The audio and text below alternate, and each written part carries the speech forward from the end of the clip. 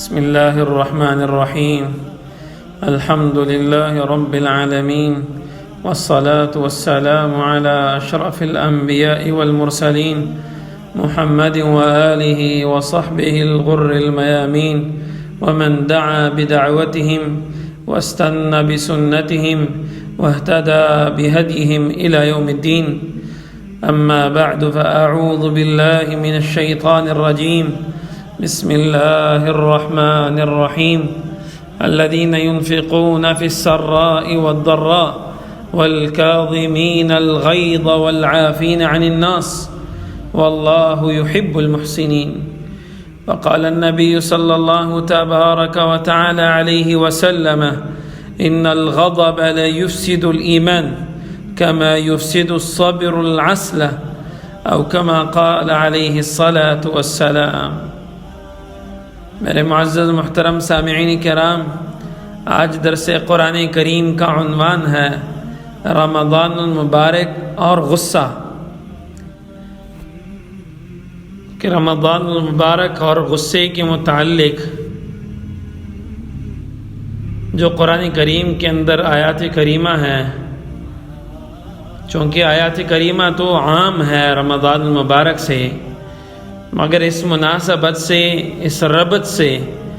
کہ رمضان مبارک میں چونکہ عمومی طور پر انسان عام روٹین پہ نہیں رہتا جس پر عام دنوں میں رہتا ہے، سونے کا روٹین بھی چینج ہو جاتا ہے، کام کا روٹین بھی وغیرہ وغیرہ، جس کی وجہ سے انسان طبعی طور پر، فطری طور پہ مختصر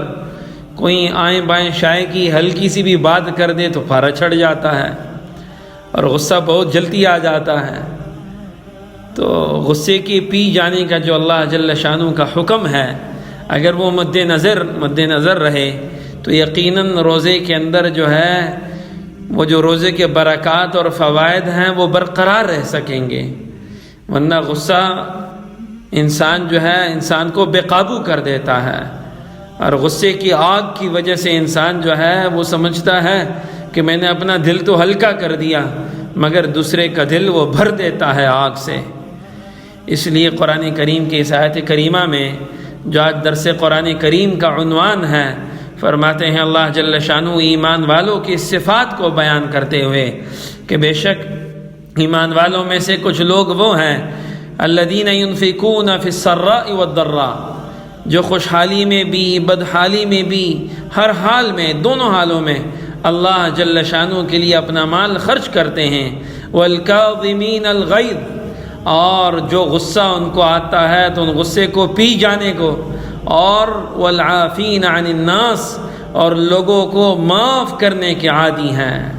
واللہ یحب المحسنین، اللہ جل شانہ اپنے ایسے نیک لوگوں سے محبت فرماتے ہیں. تو پتہ چلا کہ ایمان والوں کی صفات میں سے اللہ جل شانہ نے غصے کو پی جانا اور معاف کر دینا فرمایا ہے. تو بالخصوص رمضان المبارک کے اندر یہ عمل چونکہ اس سے زیادہ واسطہ پڑتا ہے تو اس لیے اس کا انتخاب کیا گیا. قرآن کریم میں دوسری جگہ پہ اسی آیت کریمہ کے متعلق اگر ہم دیکھیں کہ غصے کے پی جانے کے متعلق سورہ شورى کے اندر اللہ جل شانہ فرماتے ہیں کہ ایمان والوں میں سے وہ لوگ والذین یجتنبون کبائر الاثم والفواحش، بے شک وہ لوگ کہ جو بڑے بڑے گناہوں سے، والفواحش، اور وہ فحشا باتوں سے، یعنی بے حیائی والے کاموں سے بچتے رہتے ہیں، بے حیائی والے کاموں سے وہ بچتے رہتے ہیں، اجتناب کرتے ہیں، اپنی حفاظت کرتے ہیں. وَإِذَا مَا غَضِبُوا هُمْ يَغْفِرُونَ، اور جب کبھی ان کو غصہ آتا ہے تو وہ درگزر سے کام لیتے ہیں، وہ معاف کر لینے سے کام لیتے ہیں. لہٰذا معاف کر دینا اور غصے کو پی جانا یہ اللہ جل شانہ کے ہاں بڑا محبوب عمل ہے. اس لیے اللہ تعالیٰ اس کے فوراً بعد فرماتے ہیں واللہ یحب المحسنین، اللہ تعالیٰ اپنے ایسے نیک لوگوں سے محبت فرماتے ہیں کہ جو اپنے غصے کو پی جاتے ہیں، غصے کو پی جاتے ہیں. اللہ اکبر کبیرہ.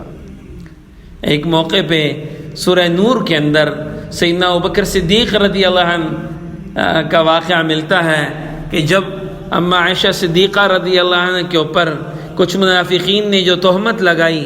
اس تہمت کے پروپیگنڈے کے شکار کچھ سادہ لوگ مسلمان بھی ہو گئے، ان میں سے ایک حضرت مصطح بن اثاثہ رضی اللہ عنہ صحابی بھی تھے،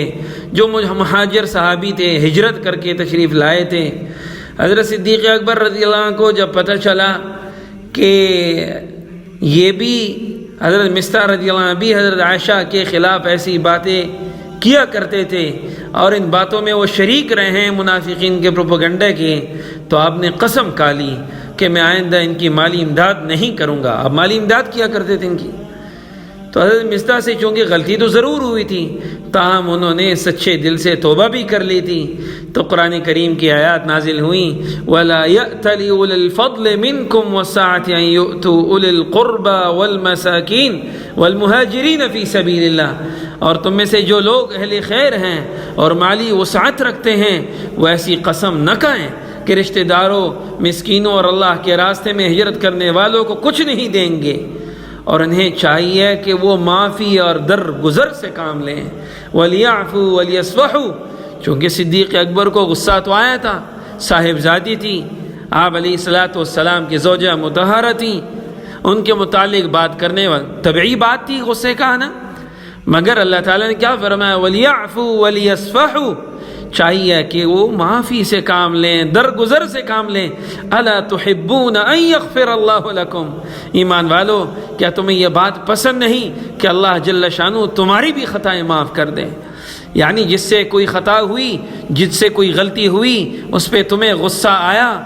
آخر تمہاری بھی خطائیں ہیں، اگر تم ان کی خطاؤں کو معاف کرو گے اللہ جل شانہ تمہاری خطاؤں کو معاف کر دیں گے۔ اس لیے غصے والا مزاج نہیں بلکہ نرمی مزاج، عافین عن الناس، یعنی معاف کرنے والا مزاج، لوگوں سے درگزر کرنے والا مزاج اللہ جل شانہ کو پسند ہے۔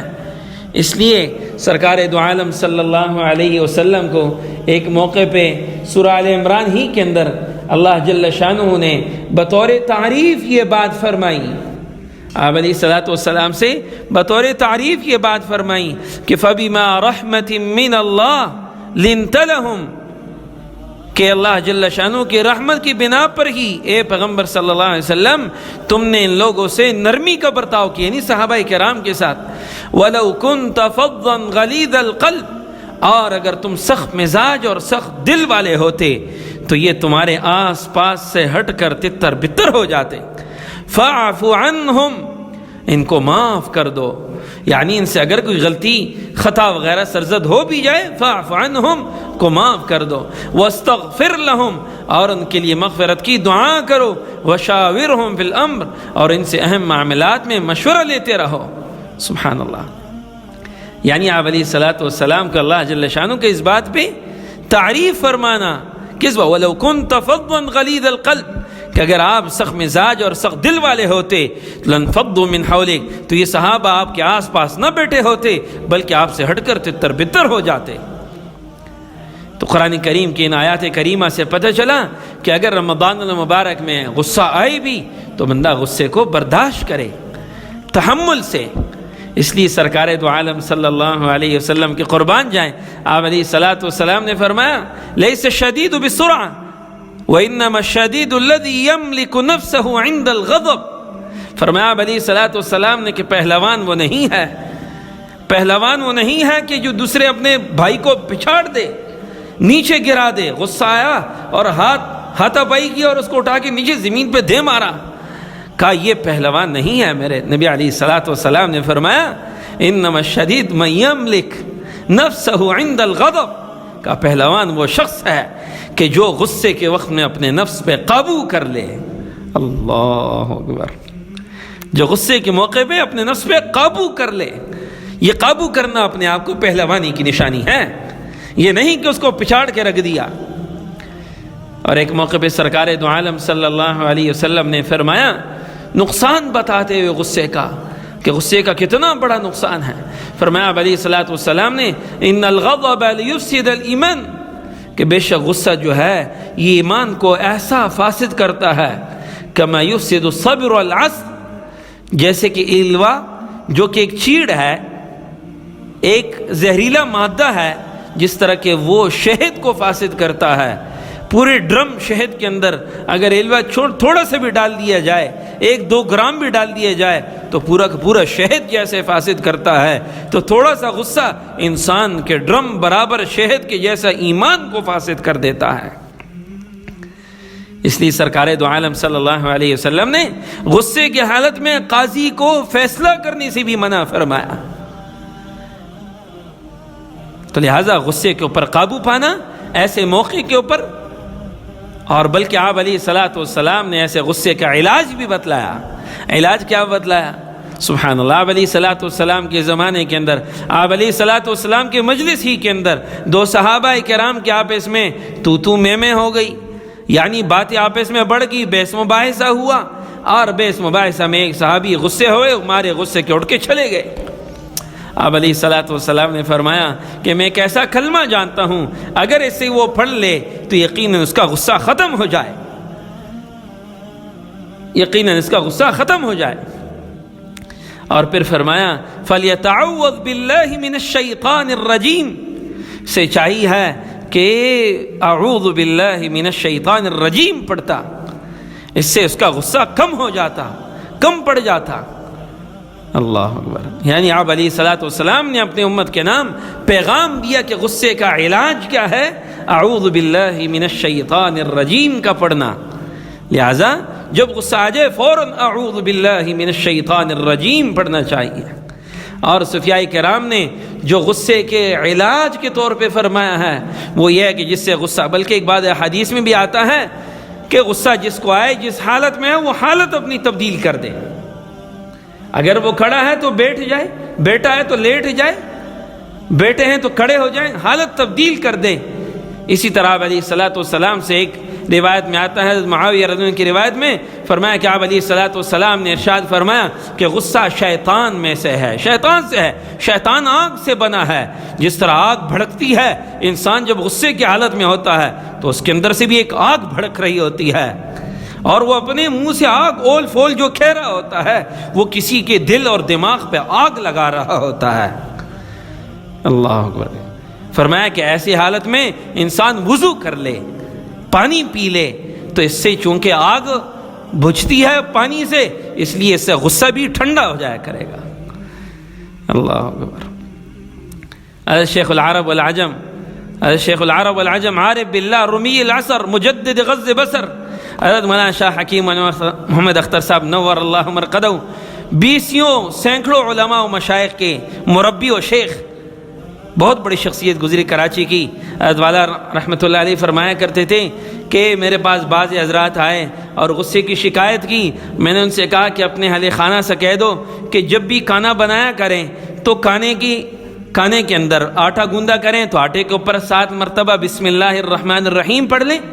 اور سالن بنایا تو سالن کے اوپر بسم اللہ الرحمن الرحیم 7 مرتبہ پڑھ کے پھونک دے۔ انشاءاللہ العزیز سارے گھر والوں سے، بچوں سے، مردوں سے، عورتوں سے، سب سے غصے کا اللہ جل شانہ خاتمہ فرما دیں گے، اور رحمت والی، شفقت والی صفات سے اللہ جل شانہ نواز دیں گے۔ والا نور اللہ مرقدہ فرمایا کرتے تھے کہ چند دنوں بعد وہ آئے، کہنے لگے حضرت اللہ تعالیٰ نے بڑی مہربانی فرما دی، اور واقعتاً گھر کے بچوں میں، مردوں میں، عورتوں میں، سب میں شدید غصہ تھا، اور اس عمل کی برکت سے، بسم اللہ کے عمل کی برکت سے اللہ تعالیٰ نے غصے کو ختم فرما دیا۔ اللہ اکبر کبیرہ۔ تو پتہ چلا کہ بسم اللہ کا اہتمام بھی غصے کا علاج کے طور پہ ہم استعمال کر سکتے ہیں، اور جب کبھی غصہ آئے تو اعوذ باللہ من الشیطان الرجیم پڑھ کے بھی غصے کو کم کیا جا سکتا ہے، حالت تبدیل کر کے بھی غصے کو کم کیا جا سکتا ہے، برداشت اور تحمل ہمت کر کے جو ہے اس سے بھی غصے کو پیا جا سکتا ہے۔ اللہ جل شانہ ہمیں قرآن کریم کی ان تعلیمات پہ عمل کی توفیق نصیب فرما دیں۔ وما علینا الا البلاغ المبین۔